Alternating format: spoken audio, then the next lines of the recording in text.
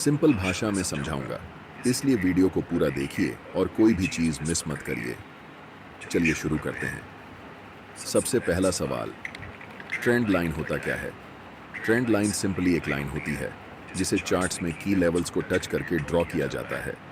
और हम इसे किस लिए ड्रॉ करते हैं? क्योंकि प्राइस जब भी ट्रेंड लाइन को टच करती है तो हमें हाई प्रोबेबिलिटी वाले ट्रेड सेटअप्स मिलते हैं। चलिए इसे एग्जाम्पल के साथ समझते हैं। ट्रेंडिंग मार्केट के दो फेज होते हैं, एक अपर ट्रेंड और दूसरा डाउन ट्रेंड। अपर ट्रेंड में प्राइस हायर हाई और हायर लो फॉर्म करके ऊपर की तरफ बढ़ती जाती है, और इसका जस्ट उल्टा डाउन ट्रेंड है जहां पर प्राइस लोअर लो और लोअर हाई बनाकर नीचे की ओर बढ़ती है। ये एक अपर ट्रेंड का चार्ट है। प्राइस लगातार हायर हाई बनाकर ऊपर की तरफ बढ़ती जा रही है। यहाँ पर हम ट्रेंड लाइन प्राइस के नीचे की लेवल्स को मिलाकर ड्रॉ करेंगे और ये ट्रेंड लाइन सपोर्ट के रूप में काम करेगी। और इसी तरह प्राइस के ऊपर बने लेवल्स को मिलाकर एक ट्रेंड लाइन ड्रॉ कर सकते हैं जो कि एक रेजिस्टेंस के रूप में काम करेगी। अब यह एक डाउन ट्रेंड का चार्ट है क्योंकि प्राइस लोअर लो बनाकर लगातार नीचे की ओर बढ़ रही है। यहाँ पर हम प्राइस के ऊपर इन लेवल्स को मिलाकर एक ट्रेंड लाइन ड्रॉ करेंगे जो कि सपोर्ट के रूप में काम करेगी। ज़्यादातर बिगिनर ट्रेडर्स का एक बड़ा सवाल होता है कि ट्रेंड लाइन ड्रॉ करते समय हम कैंडल्स के वीक को टच करके ट्रेंड लाइन ड्रॉ करें या फिर कैंडल की बॉडी को टच करके ट्रेंड लाइन ड्रॉ करें। तो इसका जवाब बहुत सिंपल है। कैंडल की बॉडी या फिर कैंडल के वीक से ट्रेंड लाइन को फर्क नहीं पड़ता।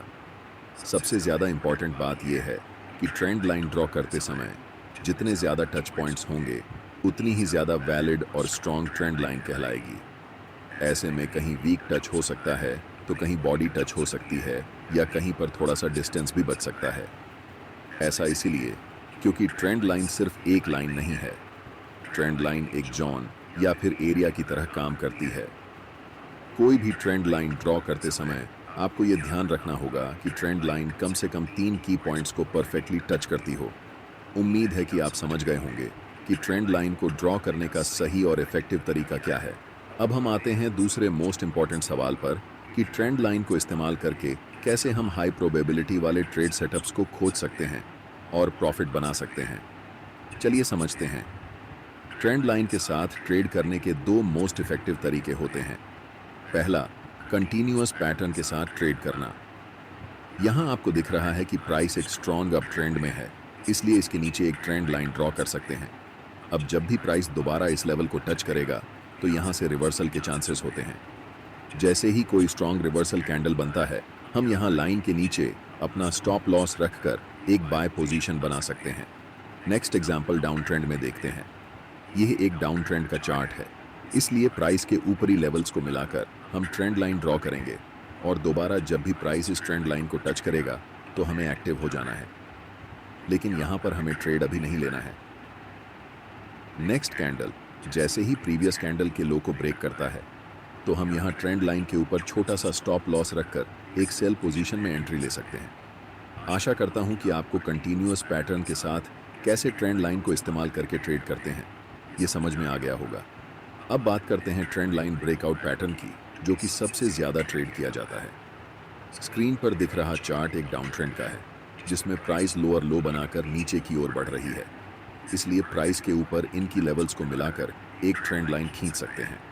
नेक्स्ट टाइम जैसे ही प्राइस इस ट्रेंड लाइन को तोड़कर कैंडल ट्रेंड लाइन के ऊपर क्लोज होती है तो हमें एक्टिव हो जाना है। अब यहाँ पर ट्रेड लेने के दो तरीके हैं। पहले, जैसे ही ब्रेकआउट कैंडल का हाई टूटता है तो आप ब्रेकआउट कैंडल के नीचे अपना स्टॉप लॉस रखकर एक लॉन्ग पोजीशन बना सकते हैं। और दूसरे तरीके में प्राइस ब्रेकआउट के बाद ट्रेंड लाइन को रिटेस्ट करने के लिए आती है, यानी जो ट्रेंड लाइन ब्रेकआउट के पहले रेजिस्टेंस का काम कर रही थी अब वह सपोर्ट की तरह काम करेगी। और जैसे ही ब्रेकआउट स्विंग को नेक्स्ट टाइम कैंडल क्रॉस करती है तो आप यहां लॉन्ग पोजीशन ले सकते हैं। चलिए आपको एक प्रो टिप देता हूं। अगर अपर ट्रेंड लाइन और लोअर ट्रेंड लाइन के बीच का डिस्टेंस बहुत कम है, इसका मतलब प्राइस बहुत ही टाइट रेंज में फंसी हुई है। ऐसी सिचुएशन में जब प्राइस ट्रेंड लाइन को ब्रेक करती है तो प्राइस में बहुत हाई पोटेंशियल होता है, जिस कारण प्राइस एक स्ट्रॉन्ग ट्रेंड के साथ मूव करने लगती है। अगर कहीं आपको ऐसी सिचुएशन दिखे